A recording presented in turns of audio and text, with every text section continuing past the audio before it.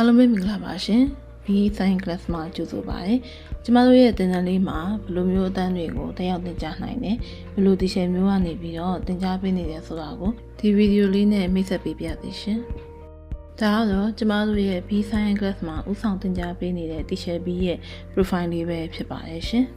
။ကျမတို့ရဲ့သင်တန်းမှာ science နဲ့ပတ်သက်ပြီးတော့အတန်းအများကြီးကိုလေ့ကျင့်သင်ကြားပေးနေတယ်ဖြစ်ပါတယ်ရှင်။ primary science နဲ့ပတ်သက်ပြီးတော့ year 3 to 6အနေနဲ့ Cambridge second edition စာအုပ်ကိုအများဆုံးသင်ကြားပေးဖြစ်ပါတယ်။ပြီးသွားလို့ရှိရင်ကျမတို့စင်ကာပူသင်ရိုးအနေနဲ့လည်းစင်ကာပူနိုင်ငံရဲ့လက်ရှိမှာလေ့ကျင့်သင်ကြားနေကြတဲ့ inspiring science အနေနဲ့လည်းyear 4 to 6ကိုသင်ကြားပေးလျက်ရှိပါတယ်ရှင်။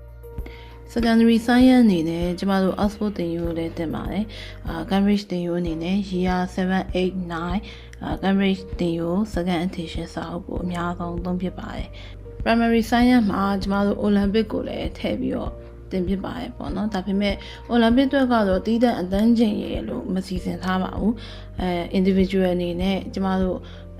ကျောင်းသားရတဲ့အချိန်နဲ့ကျမဘက်ကအားလက်တဲ့အချိန်နဲ့တိုက်ဆိုင်နေဆိုလို့ရှိရင်တော့ကျမအချိန်ပေးနိုင်တယ်ဆိုရင်တော့ကျမဘက်ကလေ့ကျင့်သင်ကြားပေးပါတယ်အများဆုံးသင်ကြားပေးဖြစ်တာကတော့ HKIS ဆိုနဲ့ FIS ဆိုဒီ Olympic နှစ်ခုကိုသင်ပေးဖြစ်ပါတယ်ရှင်GD science ကိုတော့ကျမအရင်ဆုံးကအတန်းနေစီစဉ်ပေးဖြစ်ပါတယ်ဒီနောက်ပိုင်းမှာတော့ကျမအချိန်ပေးနိုင်တာအားနည်းလာတာဖြစ်တဲ့အတွက် GD science အတွက်ကိုဒီ TikTok နဲ့ YouTube မှာကျမ free အနေနဲ့သင်ပေးဖို့ကိုစဉ်းစားထားပါတယ်တစ်ပတ်2ရက်အနေနဲ့ပုံမှန်သင်ပေးသွားပါမယ်ရှင်ကျမစီမှာအတန်းကြီးဆုံးအနေနဲ့ IGCSE biology နဲ့ human biology Cambridge CIE ရော Pearson Edison ရောနှစ်မျိုးလုံးကိုလာရောက်ပြီးတော့တက်ရောက်နိုင်ပါတယ်ပုံမှန်16လသင်တန်းပဲဖြစ်ဖြစ် intensive 1 year ဒါမှမဟုတ်လို့ရှိရင်လည်း best paper training အမျိုးမျိုးကိုတက်ရောက်သင်ကြားနိုင်ပါတယ်ရှင်